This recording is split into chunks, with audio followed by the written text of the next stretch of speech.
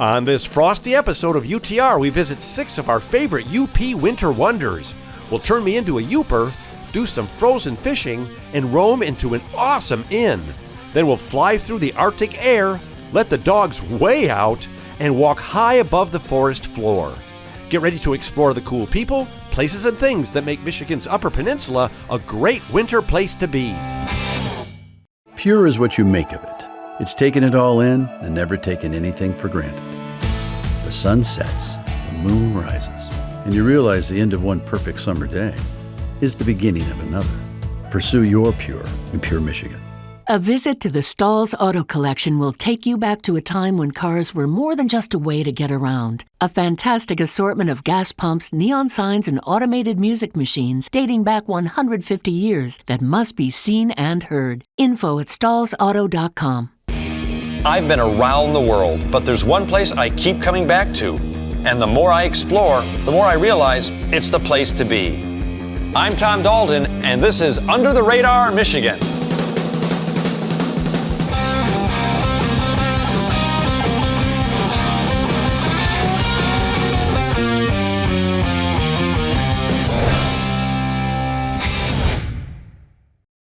Well, it finally happened. I'm home in bed sick with COVID-19, 20, and the way I'm feeling, probably 21 as well.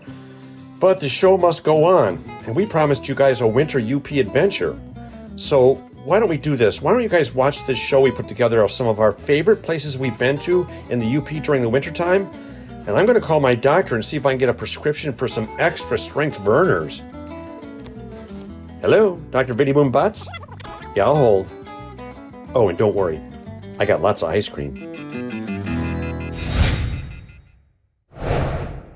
Well, you heard Sick Boy right. If you love Michigan's Upper Peninsula as much as we do, you know that winter is a great time to explore more of it.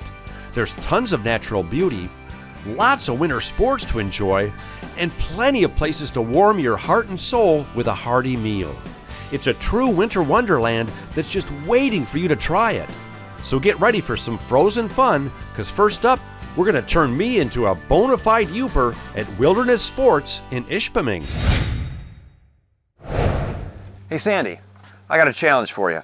I'm a flatlander, and you got 60 seconds to make me a Yooper. I can do that. Really? Yes. Let's do it. All right, for starters, Tom, you're going to need a pair of choppers. What are choppers? Oh, gloves. Oh, mittens. Look, Michigan. Almost. Nice save. You're going to need these. Socks? Great. Boy, my ankles are thin, but I'll try these. Long underwear. Okay, can I have 2? I've got skinny legs. Do I need one of these? Tom, focus. Hey, Sandy, does this come in a man style? You're going to need some snowshoes. They're as big as a sled. And you're going to need a Stormy Cromer. No, thanks, Sandy. I already got one. Well, as promised, Wilderness Sports had everything I needed to become a real Yooper. And we couldn't have asked for a better sport than Sandy Sundquist. A great lady and a heck of an actor, too. Now, I've got a really close friend that said what I'm about to do is on his ultimate Michigan bucket list. So, Nick Banda, this segment's for you. But sorry, dude, the fish are for me. That's right, we're going ice fishing, but not just anywhere. We're going in one of the coolest and most beautiful places imaginable, on Little Bay to Knock on Lake Michigan. And we're not just going with anyone. We're going with the Iceman himself, Marv Zukalowski. Now, this guy's got more positive energy and fish smarts than you can shake a rod and reel at. And he's about to school me in the fine and frigid art of ice fishing. It was a full-on blizzard that day, so it was a pretty wild ride. But me and the boys, we were ready for adventure. And once we got about a mile out onto the bay, it literally looked like we were in Antarctica. There were dozens of little ice shanties dotting the frozen icescape, as far as the eye could see, which that day wasn't that far. And once we found Marv's magic spot, up went the portable shanty in no time at all, because when it's this cold, you move fast. So with the hole drilled and handled, the heat turned up, it was time to get down to some serious ice fishing. Well, as serious as we could be. And what are we fishing for? We are fishing for Great Lakes yellow perch. Great Lakes yellow which is the perch. delicacy. It's the delicacy of the north. is what it is. I didn't know you'd have electronics out here. That's amazing. So that tells you where I'll the tell fish you what, are? right now, everybody. There you are. Wait, that's my your, lure. That's your lure going down. Okay, and I don't want to go all the 15 feet. Okay. And now you're headed to 20. Okay. So when we see a perch come through, you'll actually see it rise up from the bottom, and we'll be able to watch and anticipate your bite. I got a friend that he does this old school. He sits on a bucket out on the lake. He doesn't do shanties. And you can't see this at home, but... Go ahead and shut your bail, Tom. Shut my You're bail. just going to click this as the bail. Click it. Click it. There you go. I Now do you're going that. to reel a little bit. You're doing good. You can't see this at home, but there's actually a heater in here, so it's toasty. This is very comfortable. So, quick question: is this catch and release, or is this fish to fork? You actually have a fish right below you. Can you reel your line a little bit? There you go. I'm sorry, I missed the question. I was all fish geeked out already. I'm sorry. No, I know. I can tell you're anybody that does this in these conditions. We're out in a blizzard today. It is really into fishing. No, is this catch and release, or is this fish to fork? Absolutely. What, fish to fork? Yes. Or catch and release. Oh no, I'm hungry. Okay, we can do that too. Okay. I know a guy. I got a fillet knife. Okay. Now it's a waiting game. It's a waiting game. So with the help of a little TV magic, it wasn't long, sort of, until the fish found us. Actually, there's one here. He comes right up to you, Tom. You can see that? Yep, there's a big fish right below you. Wow, it's like you can see them. It's like reading the Matrix. I have Put no your idea line what that down. We're gonna watch for your bobber to go down. He is actually right on top of you right now. When you see that bobber go down, or I say set it, you're just gonna jerk the hook. He is right on you. Oh yes, right there. He's nibbling. So I got him? You got him. Reel him in. Well, which way's in? I think he got off. He did get off, but that's okay. Hey. Oh. Now I can tell the story about the one that got away. You're out of here. Reel that back in. We'll put a new wiggler on because he cleaned you off. Okay, darn it. Tell you what, hey. You know, this all right. This is actually exciting. I used to drive by it's still on shanties like this in lakes and see them out in the lake. Put him right back down. And I'd feel sorry for the guys sitting out there, but this is actually fun and relaxing. Well, it's fun. It's exciting and relaxing at the same time. Ice shacks were developed, like I said, by married men. They want to spend their day in comfort and tell their wife how miserable it is sometimes. Yeah, you know what? I would totally. You look at the blizzard outside right now, and you think those poor guys out there are suffering. You're born and raised up here, right? I was born and raised up here. What do you love about the I wouldn't UP? say I've grown up here because I'm not really grown up yet. Well, I sort of gathered that. No, what do you love about the UP? Sunrises and sunsets. And the people. I mean, the people, as you know, in Michigan in general, but in the UP, you can stop and ask. Look at people stopped over here just asking what you setting up, you getting anything. I noticed that. It is. You won't get much friendlier of environment than we have up here. Oh, there's one by you, Tom. Give it a little jiggle. He's right on you. Put your tip down.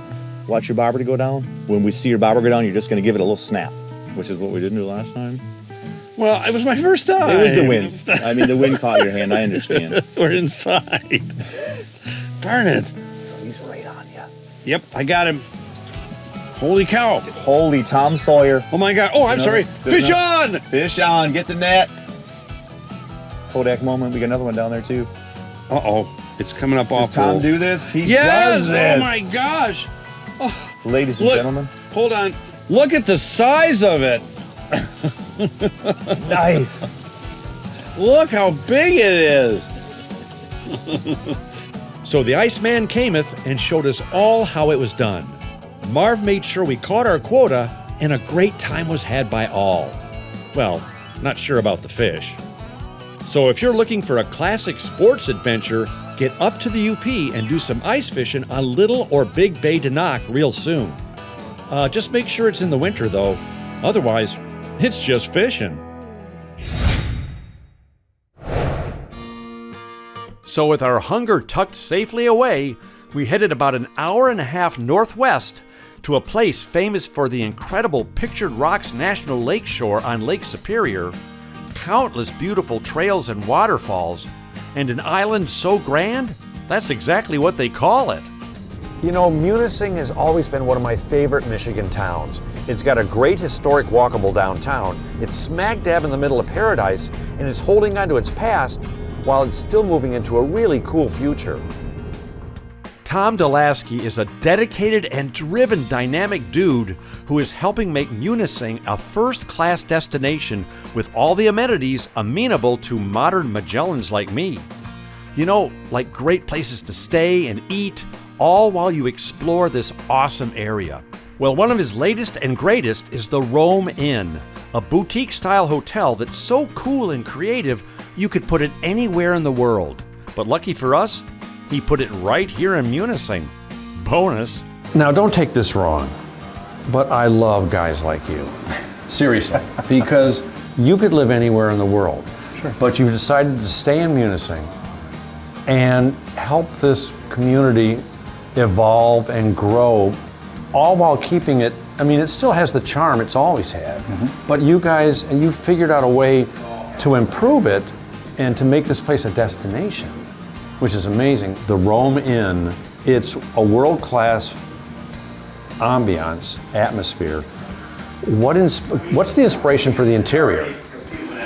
You know, it's a local flair, right? Like I say, the bird's eye maple tables. These trees were cut in Alger County, processed in Alger County, and finished in Alger County.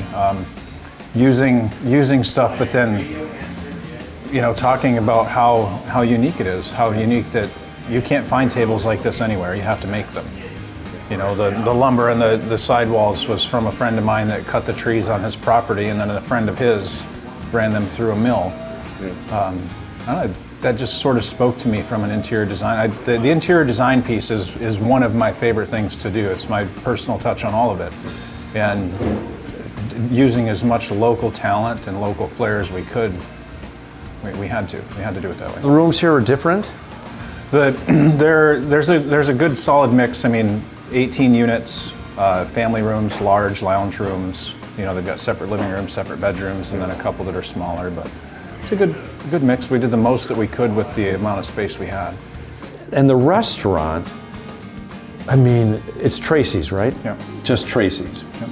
And you just won some awards? Yeah, so, you know, the Yelp award in 2017 was unexpected. I remember, I think a friend of mine tagged me in a Facebook post or something. They're like, hey, you know, Tom, did you see this? And you have no clue, and that's the cool part about it, is we didn't push out to achieve that. You know, I was surprised to find out we were named the best new restaurant in Michigan by Yelp voters, which was, it's user-generated validation.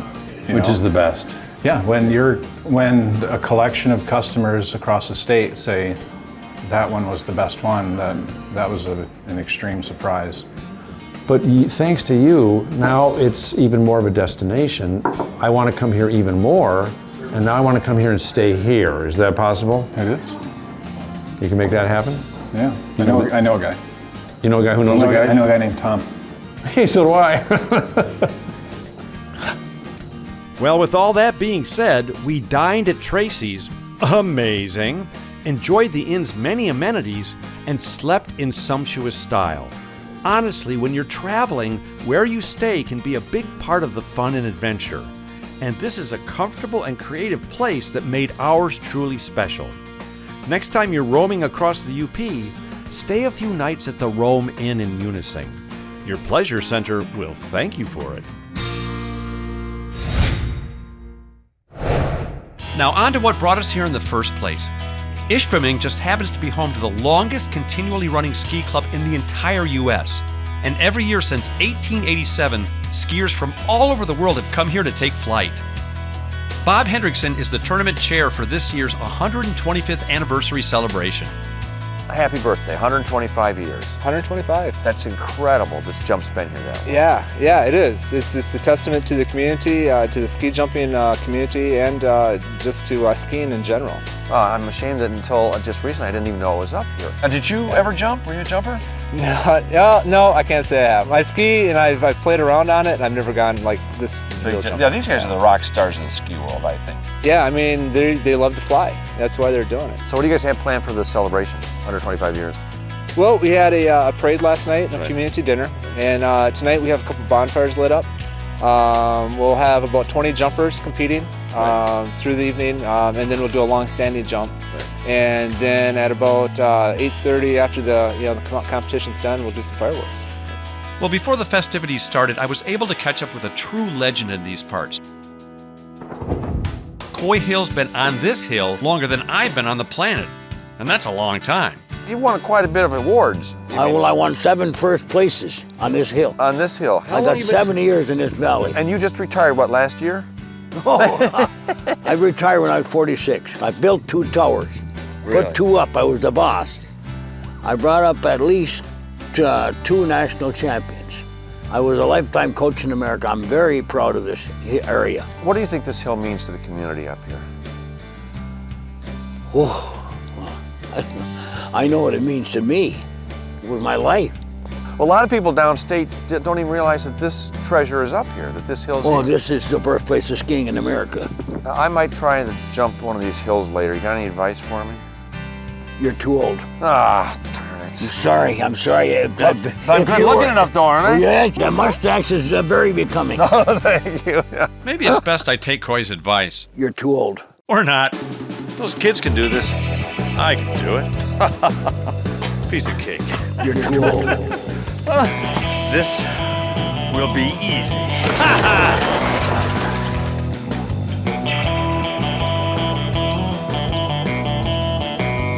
Not bad, eh? Well, as good as my first attempt was, I didn't make the cut. Which was fine, because being able to just sit back and watch these kids do what they do is an absolute treat. If you've only seen ski jumping on TV, you really owe it to yourself to get up to Ishpeming and see it for yourself. Oh, and speaking of owing, Zach, that was perfect. That was perfect. Here's your $20. $20? You trying to stiff me? We said it was 40. Okay, here's $40. All right, thanks. So now let's talk about the main reason we're in Marquette, the UP 200 dog sled race. It's a 240-mile Iditarod qualifier that brings mushers and their teams in from all across the Midwest. And it's something I'd never experienced before. On race day morning, we had a chance to meet up with some of the participants at the vet check. So you're one of the vets that does the actual vet check. Yes. Now, what is it you guys are looking for? This is, right now, we're doing what's called the pre-race vet check. And so at this point, we're making certain the dogs are healthy, right, and that they are fit to compete in the race. Well, a lot of people seem concerned about dogs in this kind of sport, but these dogs seem to love this. They seem to live for it. These dogs enjoy it. Okay, they live to pull. Okay, right. And they wouldn't do this unless they enjoyed it. Are you ready for the race? Are you gonna win? Really? Are you sure? Yeah, he's pretty sure. I think he's gonna win. I like your coat. Where'd you get your coat? Is it warm? Hey, did you guys know that Stormy Cromer also makes doggy beds? You're a girl musher. That's awesome. Are there many women in this sport? There's a good number. Is this your sled? Yes, it is. How much does a sled like this weigh? Well, when it's totally empty, yeah, probably about 30 pounds. Can I stand on it? Yeah. Oh, that's awesome. Oh, God. Wow. You can kind of just, kind of do this with it. Oh, that's how you steer? Yeah. It probably goes faster when there's dogs on it. Yeah. Yes. I was amazed at the condition these dogs are in. They're all in perfect... I mean, I've had a lot of dogs in my life, and my dogs usually end up kind of roly-poly, but these dogs are all in phenomenal condition. Absolutely. Some of the animals were questioned. People think they may look a little thin, but, No, they look the way they're supposed to look, probably. Absolutely. There's no such thing as a fat marathon runner. What do you say? He said he loves being up in Marquette and he can't wait until his next visit again. Awesome. While all that was going on, tons of snow was being trucked into downtown Marquette for the track that will eventually take the mushers out of town and on their journey. It was here where I had a great interview with one of the race's key figures. Well, I'm here with the official mascot of the race up here in Marquette, Banshee the dog, and I've just arranged for an interview. Excuse me. Dear, Banshee? Apparently, Banshee must have had some top priority business to attend to, so I decided to talk to race organizer Pat Storiano instead. Now, what does an event like this mean to the community? It's a big thing to the UP. We're stuck in the snow a long time. Right. And then you can get out and play in it. Right. That's what I tell people. Stop complaining about it and get out and play in it. Enjoy it. It's fun stuff. Yes. Tonight here on this very street where you're filming us, you will probably see close to 7,000 people. It is the largest event, summer and winter, to this community. And as race time approaches, you realize why the UP 200 is so special. It's one of the 4 biggest dog sled races in the lower 48. This is the best race we do. Right. I mean, there's no place else where you have a downtown start like this. You get, what, 6,000, 7,000 people? Oh, a nighttime start like this is really cool. It's unbelievable. Now, are you talking to them while you're mushing them? You know, actually, the more you say to them, it's like my wife and I. The more she talks to me, the more she says. The less you listen? Right. Hey, it's the same at my house. Right. You look pretty warm. You warm? I am very warm. How much you? It looks like you're wearing everything you own. I only got half. Oh, there's only half? He does live in the UP. He is a Yooper. So the moment everyone was waiting for finally came, and it was spectacular. 3, 2, 1. Here he goes, Frank. This is awesome. This is awesome. To the starting. I can't remember how many times I must have said the word awesome that night, but I couldn't think of another word to describe it. The people, the dogs, the race, the energy, Marquette, awesome. They say the older you get, the more often you should do something for the very first time. You should really do this. This is exceptional. Oh, and it's awesome too. The next morning, we headed about 2.5 hours east to a place in the UP we'd been to in the summer, but never under these beautiful and snowy conditions. And this last leg of our adventure would put us back on our feet again, but this time with a little help from an old friend that's been helping people walk in the snow for over 100 years now. And speaking of old friends, we found another one. Here we go again. Now, you may remember Teresa Neal from such TV shows as Under the Radar, episode 506. She was the awesome park ranger at Tequamaton Falls State Park who showed us all of the wild, watery wonders they have here. Well, as luck would have it, there's something else they have here at the park. In the winter, they conduct guided snowshoe hikes, and Teresa is our official guide. So this is like old home week on UTR, because first we saw Tasha again, and now you. Yes, so, and welcome back. Remember, we were here in the summertime, and you were so wonderful. You actually rowed us, I think, in a boat over to the lower falls. I did row you in a boat. Which was, thank you very much. One and done, by the way. Yeah, thank you. But it was such a wonderful experience. I actually brought my family back the next summer. So, but now we're here in the winter, obviously, to snowshoe. What is the experience like? Is it free? How does this work? Sure. So every Saturday in February, we get out as many snowshoes as possible. Yep. And people come from all over the state and all over the Midwest to borrow snowshoes for free. They can take a hike on their own, or they can go on our guided hike at 2 o'clock. And then oftentimes people stick around to do a 1-mile lantern-lit trail. Yeah, we were going to do the nighttime one, but the cameras don't work too well at night, so we thought this might be easier. That's true. So these snowshoes look a little different than the ones I've seen in the movies. Sure, So obviously they've progressed. There are many different types of snowshoes anymore. So we have our traditional wood frame snowshoes, which are more the original style that you might think of in the movies, the ones that hang on the wall and are really pretty. You see at restaurants. But they're super nice in this fluffy stuff we have right now. So they're really good at blazing a trail. They're nice and quiet in the snow, and they're pretty. You can hang them up in the summertime. Yep. You can also strain spaghetti with them. You could string spaghetti with them, or play tennis. That too. Yeah, because we've gotten in the past couple of days like 2 feet of snow. Yes. So the conditions are perfect. The weather's actually warmed up. It's went from a balmy 17 below to I think today is like 21 or something, which really helps. Yeah. But this is also an educational experience? It is, yeah. So the guided snowshoe hike, we talk about winter survival, about winter at the park. Well, speaking of the park, the trail system here is more than just around the falls. It's gigantic, isn't it? It is, yeah. The winter, we have a few different trails, so we keep some trails groomed just for snowshoeing. We keep some groomed just for skiing. But people can explore anywhere in the park in the wintertime. It's not too strenuous of a hike, is it? No, it'll be okay. Okay. I geared it down for you. Oh, thanks. Thanks. What is it? It's 55 minutes instead of an hour? Thanks.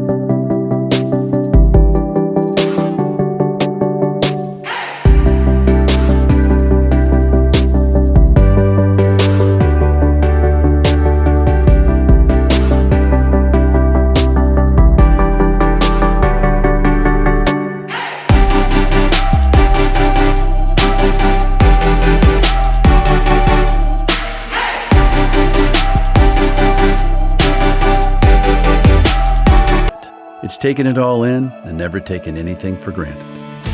The sun sets, the moon rises, and you realize the end of one perfect summer day is the beginning of another. Pursue your pure in Pure, Michigan. A visit to the Stahl's Auto Collection will take you back to a time when cars were more than just a way to get around. A fantastic assortment of gas pumps, neon signs, and automated music machines dating back 150 years that must be seen and heard. Info at stahlsauto.com.